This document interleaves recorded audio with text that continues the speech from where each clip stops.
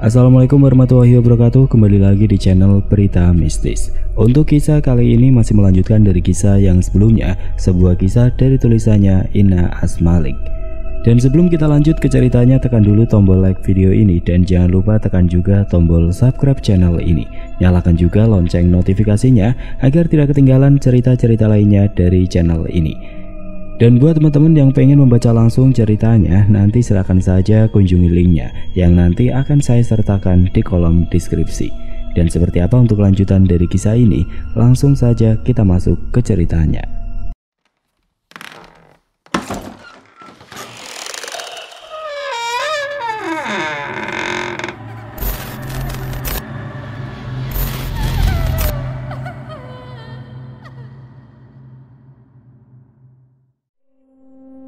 Setelah 1 minggu berlalu, rumah Ibu Laras pun sudah selesai dibangun dan wanita itu segera mengurus acara pernikahan putranya Aldi. Sebelum itu, Ibu Laras pergi ke balai dekat Tugu Wentira untuk bertemu dengan Nek Unde karena ingin memberikan sesaji yang sudah ia janjikan dan meminta wanita tua itu agar melakukan ritualnya. Namun tidak disangka, Ibu Laras begitu terkejut mendengar pernyataan Rai, anak Nek Unde, yang mengatakan kalau ibunya sudah meninggal 1 minggu yang lalu. Meninggal karena apa? Tiba-tiba jatuh sakit. Saya juga tidak tahu sebabnya apa, tapi meninggalnya cukup mengenaskan. Rai menjelaskan kronologi kematian Nek Unde hingga Ibu Laras menjadi ketakutan. Jadi bagaimana aku bisa mengeluarkan jimat ini kalau Nek Unde sudah tidak ada? Ibu Laras bertanya dalam hatinya sambil memegang lehernya. Memangnya ada perlu apa, Bu? Tanya Rai kemudian. Oh, enggak. Saya cuma ada perlu sebentar tadi. Saya permisi. Jawab Ibu Laras gugup dengan segera berlalu dari rumah Nek Unde. Ibu Laras pergi ke makam Nek Unde untuk berziarah. Ia mencari makam Nek Unde di TPU yang ada di dekat sana. Ia berhasil menemukan makam yang masih belum dirapikan. Masih terlihat gundukan tanah dengan nisan yang terbuat dari papan. Ibu Laras perlahan mendekati kuburan Nek Unde dan memegang nisan yang bertuliskan nama Nek Unde. Nek, saya tidak tahu kalau nenek sakit. Kenapa nenek tidak kasih tahu saya?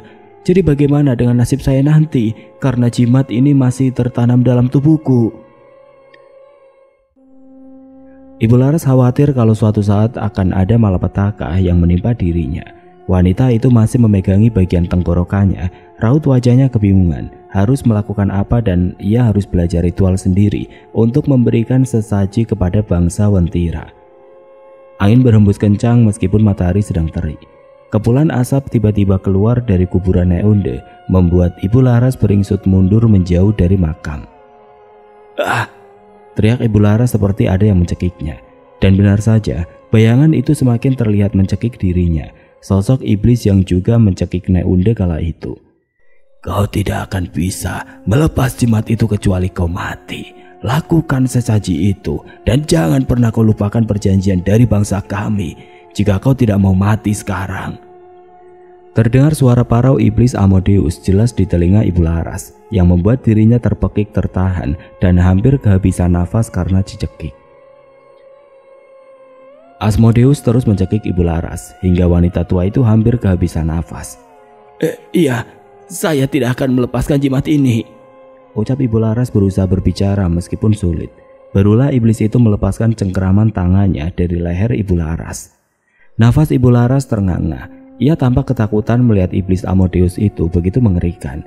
Ia tidak bisa membayangkan bagaimana jika mati di tangan iblis itu. Saya minta, ajarkan saya untuk menjalankan ritual pesugihan dan memberikan sesaji di setiap waktu yang sudah ditentukan. Pinta Ibu Laras memberanikan diri untuk meminta iblis itu mengarahkannya menjalankan ritual. Sementara tanpa berkata, iblis itu seperti memanggil sosok makhluk dari alam gaib Wentira untuk memberikan arahan untuk melakukan pesugihan tersebut.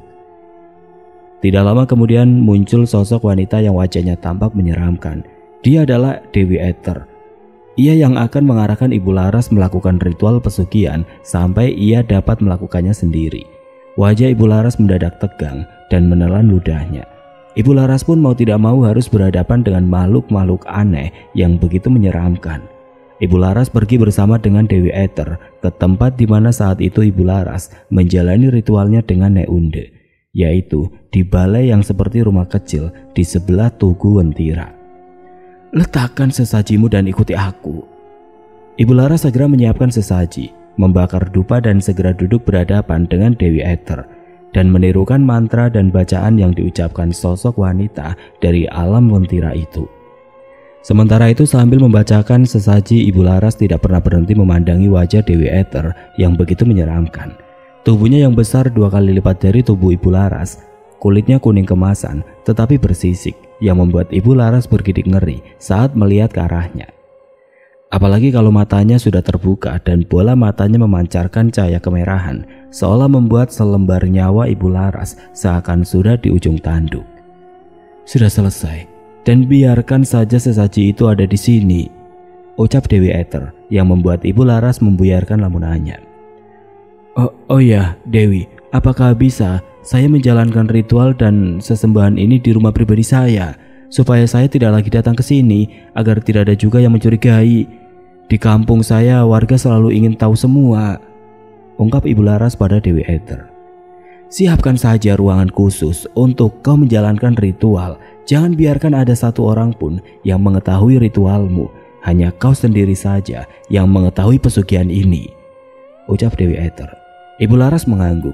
Ia akan membuat kamar khusus untuk tempat sesembahannya daripada ia harus menjalankan ritual ke tempat balai dekat Tugu Wentira, pembatas jalan antara kota Palu dengan Kabupaten Montong yang terlihat mistis dan terkenal angker.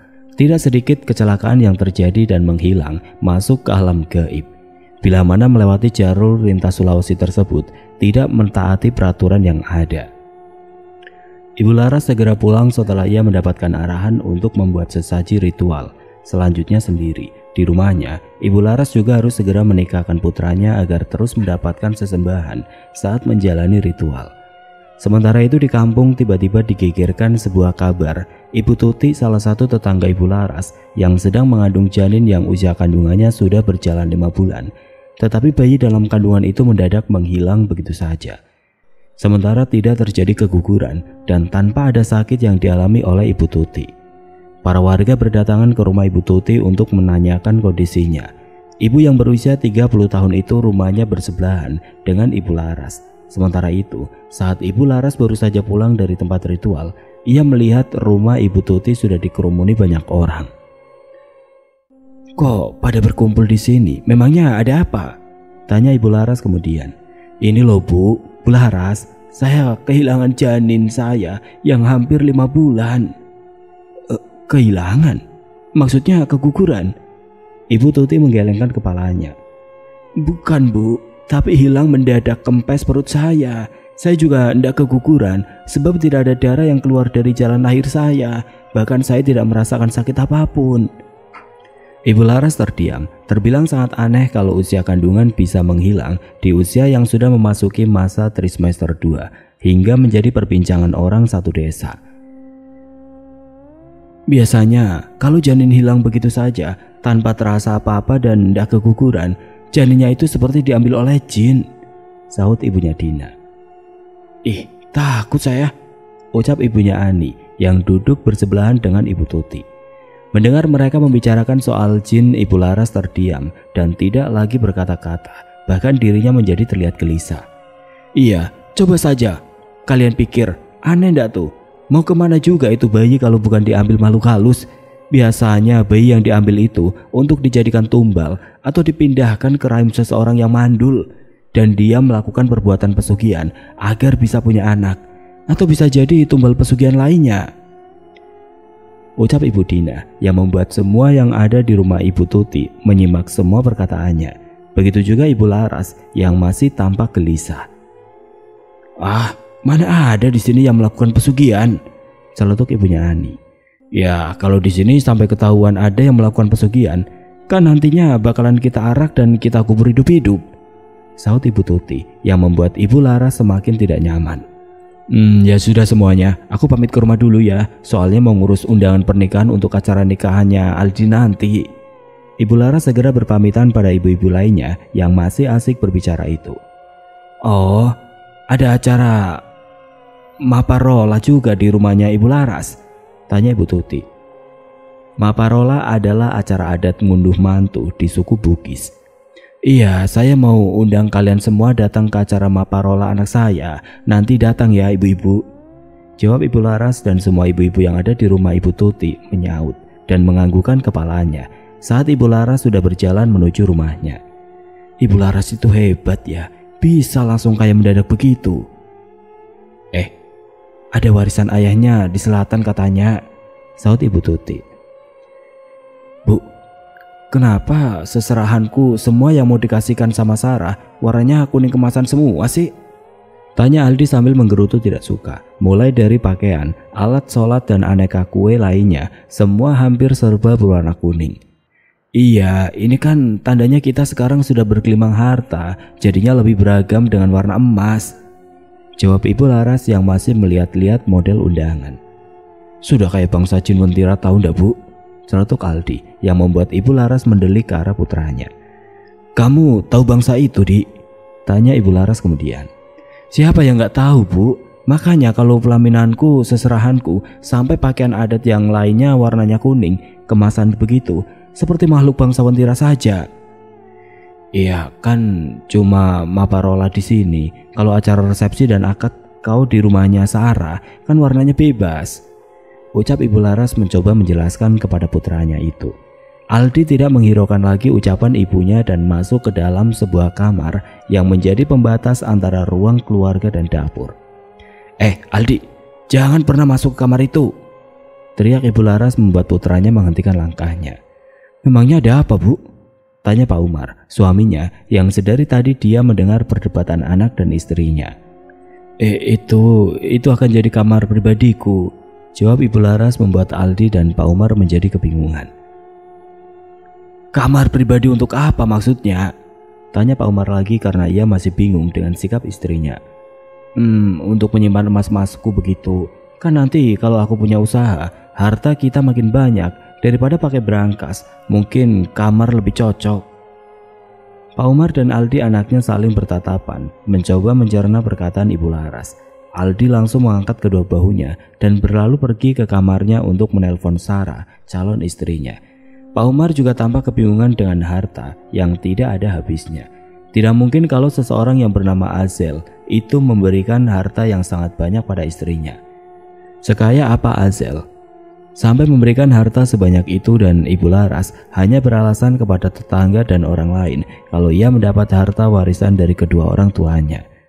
Pak, nanti kalau sholat ke masjid saja ya, Aldi juga, jangan di rumah, ucap Ibu Laras yang lagi-lagi membuat Pak Umar semakin tidak mengerti dengan tingkah laku istrinya. Kenapa memangnya? Loh, sebaik-baiknya laki-laki ialah yang menunaikan sholat berjamaah di masjid, dan perempuan menunaikan sholat di bagian terdalam rumahnya, yaitu kamar, dan kamar pribadiku yang nantinya akan aku pakai sholat di situ. Sudahlah, Bapak nurut, Jo. Tidak usah banyak bantah. Mau aku belikan dompeng kan nanti? Tambah Ibu Laras lagi dan Pak Umar mengangguk. Pak Umar tidak meminta banyak dari Ibu Laras. Ia hanya meminta istrinya membelikan mesin hand traktor dengan gerobak angkutan barang yang ada di belakangnya untuk mengangkut kayu api, sabut kelapa, dan lainnya. Ibu Laras juga sudah membeli 1000 pohon cengkeh di gunung dekat rumahnya dan 1 hektar kebun sawit yang ia beli di luar kota. Sungguh kekayaan yang di luar nalar, sehingga Ibu Laras kini menjadi buah bibir orang satu kampung karena tiba-tiba menjadi kaya mendadak. Hari pernikahan Aldi dan Sarah pun diadakan di rumah kediaman mempelai wanita. Acara yang begitu mewah dan megah dan berjalan dengan lancar. Akhirnya selang 2 hari mereka mengadakan acara ngunduh mantu yang disebut acara Maparola. Acara ngunduh mantu di rumah Ibu Laras tidak kalah mewah dan justru lebih mewah acara Maparola dibandingkan acara resepsi utama di rumah mempelai perempuan. Sarah mengenakan gaun berwarna emas mengkilap sehingga terpancar aura yang sangat cantik.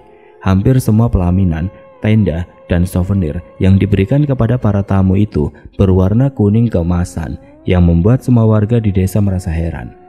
Sementara itu juga ada segerombolan tamu undangan yang tidak dikenal di desa itu, yaitu tamu undangan yang diundang oleh Ibu Laras.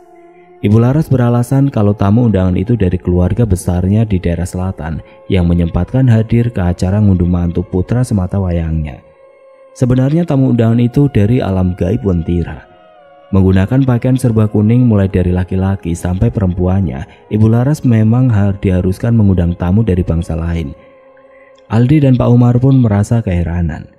Karena sudah lebih 30 tahun bersama dengan Ibu Laras, Pak Umar baru melihat keluarga istrinya yang baru datang ini tampak berbeda dengan keluarga yang biasa Pak Umar jumpai. "Serius, itu keluarganya Ibu, Pak?"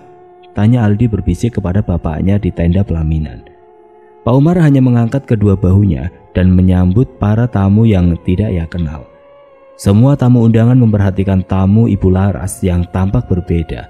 Wajah para tamu undangan terlihat seperti orang-orang dari luar negeri. Kulit mereka putih, mata kecoklatan, dan bahkan ada yang bermata biru, rambut pirang dan tubuh tinggi hingga tampak tampan dan cantik. Tidak sedikit orang yang saling berbisik membicarakan Ibu Laras karena kedatangan tamu di luar daerahnya. Sementara itu, untuk yang dapat melihat makhluk gaib seperti Ani, anaknya Ibu Sumi itu, justru melihat para tamu yang diundang oleh Ibu Laras itu tampak menyeramkan. Ani dan Dina menjadi pelayan menjaga prasmanan, sehingga Ani tampak jelas melihat para tamu undangan yang menyeramkan itu menghampirinya. Aroma baunya pun tercium bau dupa, sehingga Ani tampak mual dan ketakutan. Berbeda dengan Dina yang justru malah terkesima melihat tamu undangan yang sedang mengambil makanan yang tersaji. "Tamunya Ibu Laras kok ganteng dan cantik semuanya ya?" ucap Dina saat para tamu undangan Ibu Laras sudah mengambil kursi untuk menikmati hidangan. Ganteng dan cantik, kok bisa kau lihat begitu?" "Ya saya masih normal, Ani. Memangnya kau sukanya model bagaimana? Segitu cakepnya kau malah heran."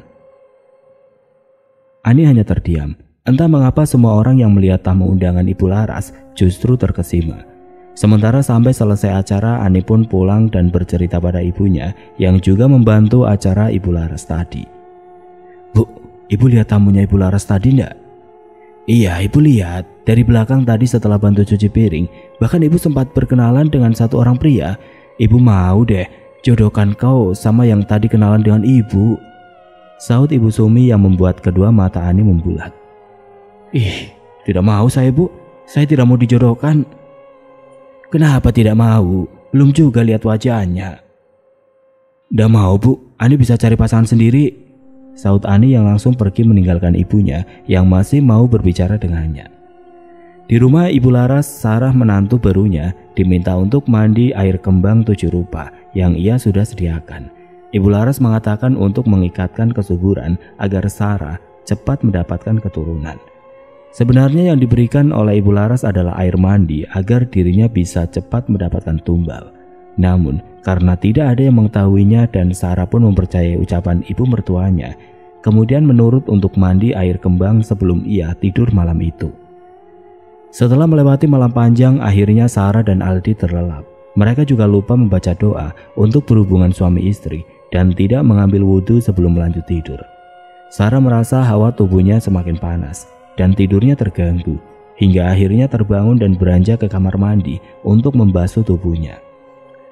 Tok tok tok, terdengar ketukan pintu di luar. "Siapa?" teriak Sarah dari dalam kamar mandi. "Ini saya, Aldi," terdengar suara Aldi dari balik pintu. "Buka pintunya, saya mau sekalian mandi." Sarah langsung membuka pintu kamar mandi dan Aldi langsung masuk ke dalam.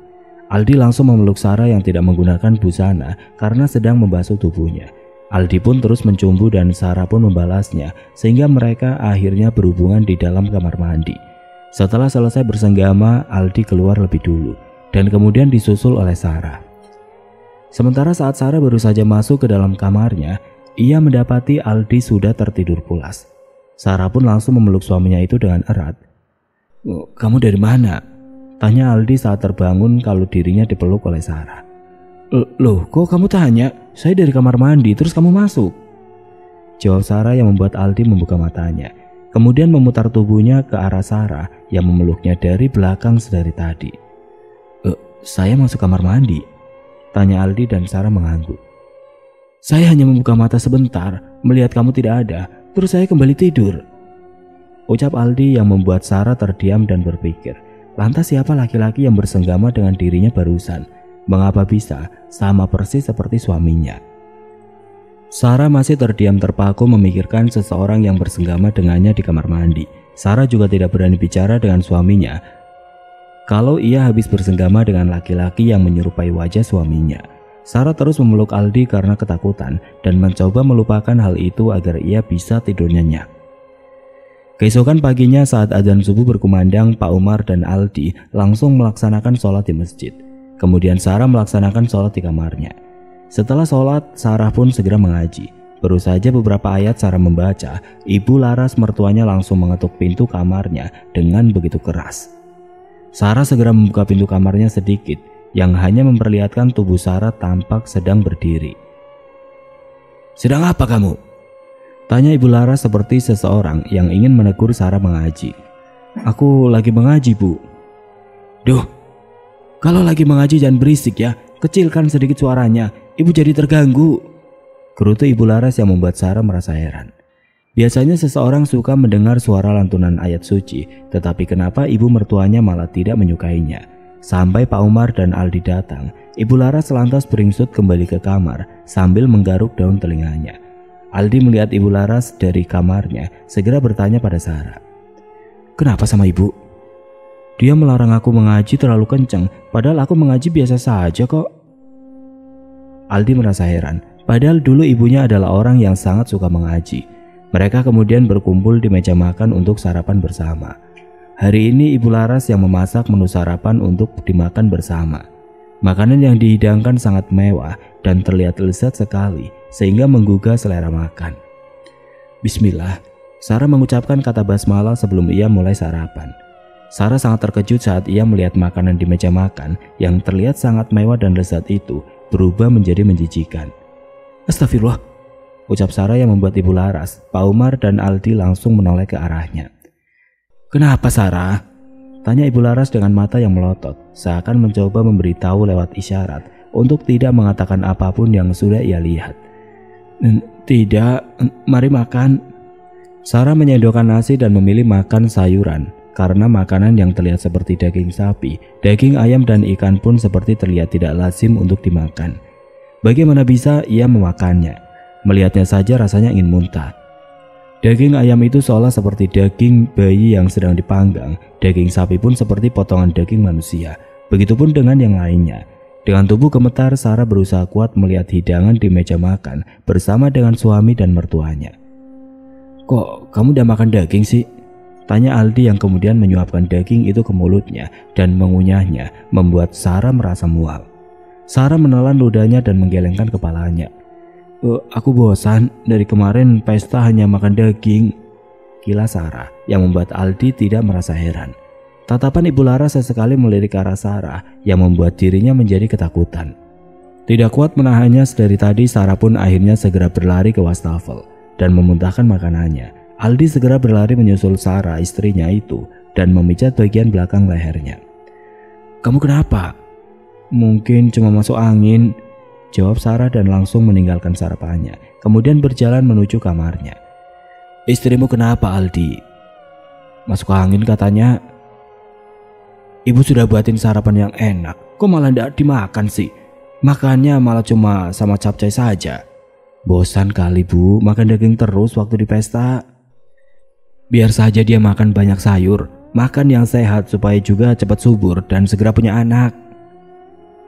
Hari ini adalah hari di mana warung makan Ibu Laras dibuka. Makanan yang tersaji adalah makanan-makanan khas daerah Sulawesi. Makanan yang terkenal dengan coto Makassar dan makanan daerah lainnya. Ibu Laras juga mempunyai 3 pelayan termasuk Dina dan Ani. Ani dipaksa ibunya untuk bekerja di warung makan Ibu Laras, meskipun ia menolaknya karena ia berniat kerja di luar kota. Namun Ibu Sumi memaksanya karena upah gaji yang diberikan Ibu Laras cukup besar. Ani tidak ingin bekerja bersama dengan Ibu Laras karena ia takut kalau melihat makhluk-makhluk aneh di tempat itu. Walaupun ia tidak melihatnya, hawa dari tempat kerja itu terasa sangat berbeda dan terasa penuh mistis. Dina, Ani dan Wilda bekerja di rumah makan dan membagi tugasnya masing-masing. Ada satu pekerja tidak kasat mata yang tidak bisa dilihat oleh karyawan Ibu Laras, terkecuali Ani. Ia selalu melihat pekerja tidak kasat mata itu seperti sedang menaburkan sesuatu ke olahan makanan. Saat Dina hendak mengaduk soto, Ani menarik tangannya sehingga Dina menghentikan langkahnya. "Kenapa sih?" tanya Dina yang melihat ke arah Ani seperti yang melihat seseorang. "Ku ngapain ke situ? Nanti nabrak orang yang lagi masak," saut Ani yang membuat Dina langsung melihat ke arah Dandang.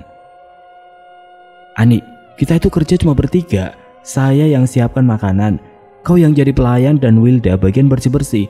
Mana ada orang di depan Dandang itu?" sungut Dina yang akhirnya berlalu mengambil piring untuk melayani pesanan orang. Ani terdiam masih memperhatikan seseorang yang masih terus mengaduk kuah soto itu. Kemudian sosok itu pun memutarkan tubuhnya melihat ke arah Ani yang masih berdiri. Ani langsung terkejut saat mendapati seseorang yang tengah mengaduk kuah soto itu terlihat begitu menyeramkan. Bibirnya keluh, seakan tidak bisa berteriak.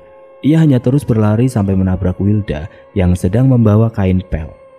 "Duh, Ani, ngapain di warung lari-larian sih?" runtuk Wilda kemudian. Ani hanya menggelengkan kepala, sepertinya temannya tidak melihat apa yang sudah ia lihat. Nih, kau bawa pesanan orang di meja nomor 6.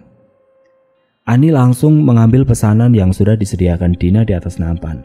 Ani segera mengantarkan pesanan ke meja yang sudah ditentukan dan meletakkan pesanan itu. Namun ia dikejutkan lagi dengan sosok anak kecil yang menyeramkan dengan wajah pucat yang tiba-tiba saja naik di atas meja pelayan dan kemudian meludahi kuah soto yang akan dimakan oleh pembeli. Mata Ani membelalak saat ia ingin menghampiri pelanggan untuk mengambil mangkuk soto itu. Sementara itu, tiba-tiba saja Ibu Laras menarik tangan Ani dari belakang sampai ia terkejut dan menoleh. "Saya hanya suruh kau bekerja, bukan untuk ikut campur, apalagi bicara hal sembarangan." Ani segera berlalu ke dapur dan membiarkan pelanggan itu menikmati soto yang sudah diludahi oleh sosok makhluk anak kecil itu. Raut wajah Ani pucat. Ia tampak ketakutan dan tidak betah bekerja di warung makan itu. Ibu Laras pun menjadi penuh waspada. Dirinya takut kalau Ani akan menyebarluaskan berita ini kepada orang di kampung. "Ani, kamu ikut saya," seru Ibu Laras memanggil Ani dan berjalan menuju teras rumahnya.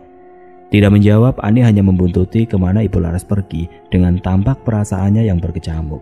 Ibu Laras menghentikan langkah, kemudian memutar tubuhnya melihat ke arah Ani yang sedang berdiri di belakangnya. "Apa yang kamu lihat barusan?" tanya Ibu Laras dengan tatapan tajam. Saya lihat ada yang duduk di atas meja pelanggan." "Ani, itu tidak ada hubungannya dengan warungku. Mungkin kamu saja yang mata tipis, jadinya bisa melihat makhluk halus di sekitar sini. Nanti aku coba carikan orang pintar untuk mengusir yang seperti itu. Tapi kamu jangan bilang siapa-siapa. Nanti pelanggan saya pada kabur." Ani menganggukkan kepala. Ani hanya melihat keanehan itu di rumah dan warung Ibu Laras. Tapi Ibu Laras menyalahkan Ani yang kata orang di daerah sini adalah si mata tipis atau dapat melihat hantu. Malam harinya Ibu Laras melakukan ritual di kamar pribadinya. Ia memanggil salah satu jin penghuni Wentira karena khawatir kalau Ani akan memberitahu kepada semua orang kalau ia mampu melihat makhluk tidak kasat mata di warung makannya. Sementara itu tercium bau bunga 7 rupa dan diikuti dengan bau tanah juga anyir yang menyengat, membuat Ibu Laras pun hampir tidak tahan mencium aroma makhluk bangsa Wentira yang akan datang. Bersama dengan bias cahaya yang begitu terang dan suara gemuruh yang tampak nyaring terdengar, makhluk dari bangsa Wentira itu pun datang menemui Ibu Laras. Dia adalah Dewa Azel yang memberi kekayaan pada keluarga Ibu Laras lewat Pak Umar waktu itu. "Ada apa kau memanggil kami? Aku yang diperintah Ratu Evenor untuk turun. Saya meminta jalan keluar karena saya khawatir di warung makan saya ada anak yang mampu melihat makhluk-makhluk tidak kasat mata. Dia melihat ada sosok sedang mengaduk kuah soto dan melihat anak kecil meludahi kuah di mangkuk pelayan. Dia melihat seperti apa yang saya lihat. Saya khawatir kalau dia akan memberitahu pada semua orang di kampungku." Dewa Azazel pun tersenyum. Ia adalah seseorang yang sempat berbicara dengan Ibu Sumi dan ingin menjodohkan Ani dengannya. "Apakah Ani nama perempuan itu?" Ibu Laras mengangguk. "Bagaimana kalau selama Sarah belum mengandung, dia yang akan kita jadikan tumbal?" Ibu Laras menyarankan. "Tidak bisa. Lagi pula tumbal itu tidak rutin harus setiap berganti bulan. Kamu berikan. Biarkan Ani, aku sendiri yang menanganinya." "Baik Dewa, saya serahkan semua ini pada Anda." Ibu Laras bernapas lega. Ia berharap Dewa Azel dapat menutup mulut Ani untuk tidak bicara pada siapapun. Ibu Laras membuka pintu kamar pribadinya dan ia terkejut kala suaminya sedang berdiri di depan pintu kamar itu. "Pak, kamu ngapain berdiri di sini?" tanya Ibu Laras dengan alis mata yang mengerut. "Aku mendengar seperti ada gemuruh atau suara kereta kencana. Ada juga suara parau yang aku dengar begitu menyeramkan." Pak Umar menjadi penasaran membuat Ibu Laras terdiam memikirkan alasan yang tepat. "Oh, itu saya lagi nonton film horor, Pak. Saya beli televisi di ruang itu dan saya setel dengan suara yang berisik. Maaf ya, Pak."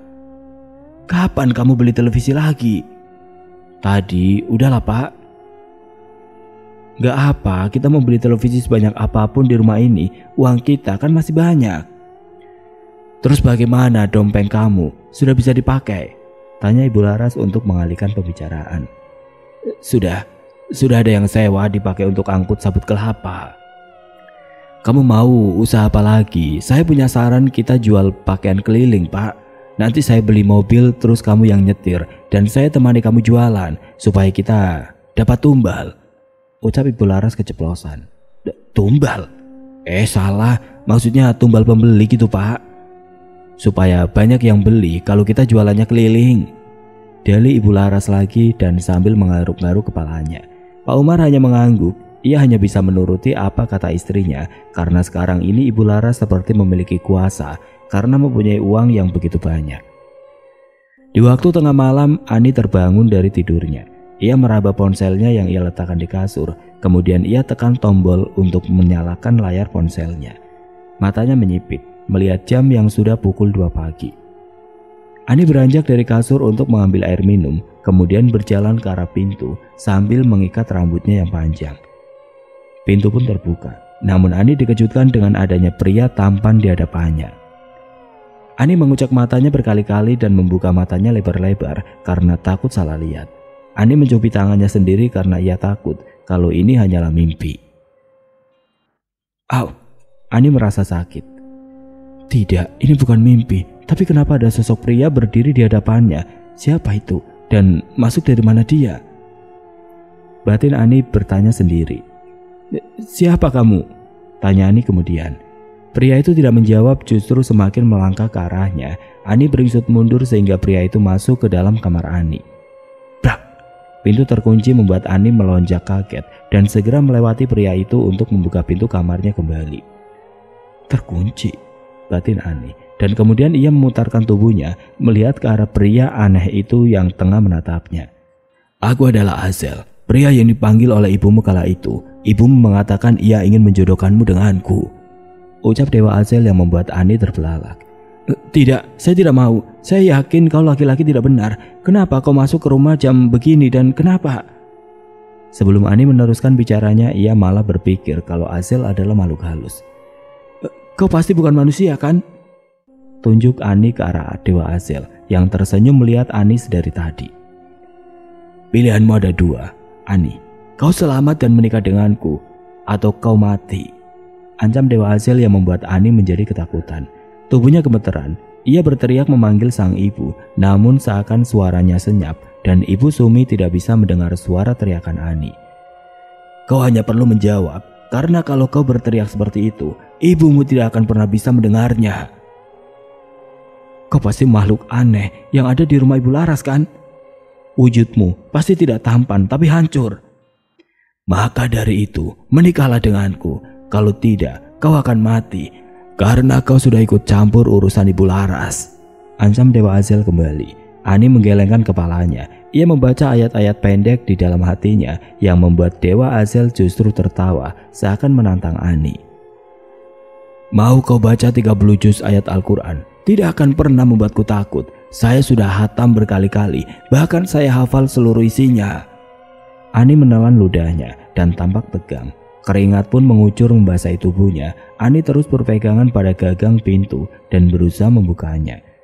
"Rupanya kau ingin bermain-main denganku. Kau akan lihat apa yang akan aku lakukan jika kau menolakku," Dewa Azel mengancam, yang kemudian menghilang begitu saja hingga Ani mencari di atas langit-langit kamarnya. "Apa yang akan dia lakukan?" gumam Ani. Dada Ani terasa sesak dan jantungnya berdegup dengan cepat. Kedua kakinya bergetar hebat. Kemudian tubuh Ani roboh seketika di lantai. 1 bulan sudah Sarah dan Aldi berada di Surabaya, di kampung halaman ayah Sarah. Perempuan berusia 23 tahun itu mempunyai ayah dari suku Jawa dan ibu dari suku Bugis. Namun setelah kembali pulang, ia ingin memberikan oleh-oleh untuk kedua mertuanya bersama dengan Aldi suaminya. "Gimana? Kau sudah isi belum?" tanya Ibu Laras saat baru saja Sarah mengeluarkan bingkisan oleh-oleh untuk mertuanya. Sarah menggelengkan kepalanya dengan lesu. "Belum, Bu." "Kamu minumin jamu atau obat buat kesuburan dong," ucap Ibu Laras kemudian. "Baru juga seminggu, Bu, biar saja dulu lah, tidak usah terburu-buru," saut Aldi, yang kemudian langsung merangkul Sarah seakan tahu kalau istrinya tersinggung dengan perkataan ibunya. "Iya, tapi ibu membutuhkan janin itu," rungut Ibu Laras. "Butuh janin?" tanya Aldi heran. Mata Ibu Laras langsung membola saat ia salah bicara. "Tuh kan jadi salah bicara, maksud ibu menginginkan bayi itu. Ibu sudah mau punya cucu."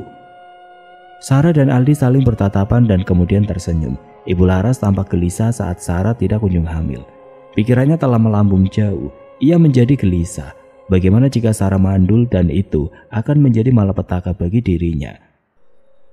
"Ya sudah, makasih ya oleh-olehnya. Kalau mau makan, ambil saja di warung makan."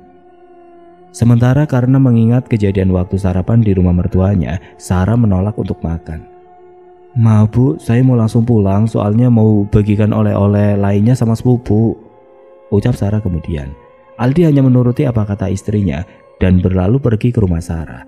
Ibu Laras mengambil oleh-oleh kain batik dan beberapa makanan khas dari Surabaya, kemudian membawanya masuk ke dalam. "Saya harus buatkan air mandi untuk Sarah agar ia bisa subur dengan mempunyai keturunan. Kalau tidak, bisa habis riwayatku," gumam Ibu Laras ketakutan kalau nantinya ia tidak bisa memberikan tumbal untuk jin Wentira. Ibu Laras menumbalkan setiap janin yang sedang dikandung dan ia akan membuat menantunya Sarah hamil. Kemudian akan mengalami keguguran yang nantinya janin yang mati di dalam kandungan akan menjadi tumbalnya.